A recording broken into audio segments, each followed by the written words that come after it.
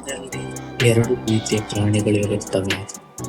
ಒಂದು ಓಡುವ ಪ್ರಾಣಿಗಳು ಮತ್ತೆ ಕಾಯುವ ಪ್ರಾಣಿಗಳು. ಆದರೆ ಒಂದು ಪ್ರಾಣಿ ಮಾತ್ರ ಓಡೋದಿಲ್ಲ, ಅದೇ ಹುಲಿ. ಹುಲಿಯ ಬೇಟೆ ಓಟದಿಂದ ಶುರುವಾಗುವುದಿಲ್ಲ, ಅದು ನೋಟದಿಂದ ಶುರು ಮಾಡುತ್ತೆ. ಗಂಟೆಗಳ ಕಾಲ ಒಂದೇ ಜಾಗದಲ್ಲಿ ಮಲಗಿರುತ್ತೆ.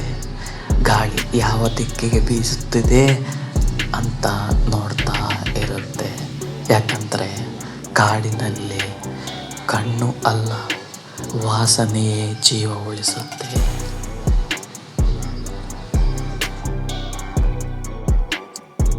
ಹುಲಿ ಓಡುವ ಮೊದಲು ಕಾಡೇ ನಿಶ್ಶಬ್ದವಾಗಿರುತ್ತೆ.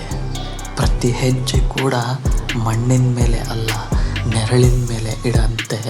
30 ಮೀಟರ್, 20 ಮೀಟರ್, 10 ಮೀಟರ್ ಇಲ್ಲಿಯವರೆಗೆ ಬೇಟೆಗೆ ಹುಲಿ ಬಂದಿದೆ ಅಂತ ಗೊತ್ತೇ ಆಗೋದೇ ಇಲ್ಲ.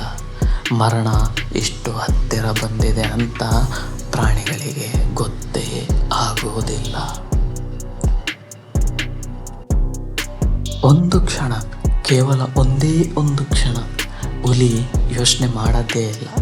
ಅಂದರೆ ಸ್ಫೋಟ ಆಗಿಬಿಡುತ್ತೆ. ಹುಲಿ 60 ಕಿಲೋಮೀಟರ್ ವೇಗದಲ್ಲಿ 2 ಸೆಕೆಂಡ್ನಲ್ಲಿ ದೂರ ತಲುಪಿಬಿಡುತ್ತೆ.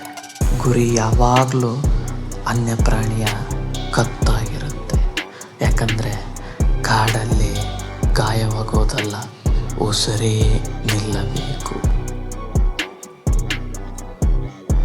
ಕಾಡು ಮತ್ತೆ ಶಾಂತವಾಗಿರೋದಕ್ಕೆ ಪ್ರಯತ್ನ ಪಡುತ್ತೆ. ಹಕ್ಕಿಗಳು ಮತ್ತೆ ಕೂಗಲು ಶುರು ಮಾಡ್ತವೆ. ಆದರೆ ನೆಲದ ಮೇಲೆ ಮೌನವಾಗಿ ಬಿದ್ದಿರೋಂಥ ಒಂದು ಸತ್ಯ ಏನಂದರೆ, ಇಲ್ಲಿ ದಯೆ ಇಲ್ಲ, ಇಲ್ಲಿ ನಿಯಮ ಒಂದೇ, ಬಲಿಷ್ಠನು ಬದುಕ್ತಾನೆ. ಹುಲಿ ಬಲದಿಂದ ರಾಜ ಅಲ್ಲ, ಸಹನೆಯಿಂದ ರಾಜ. ಹಸಿದ ರಾಜ ದಯೆ ತೋರುವುದಿಲ್ಲ. ದಯವಿಟ್ಟು ಸಪೋರ್ಟ್ ಮಾಡಿ.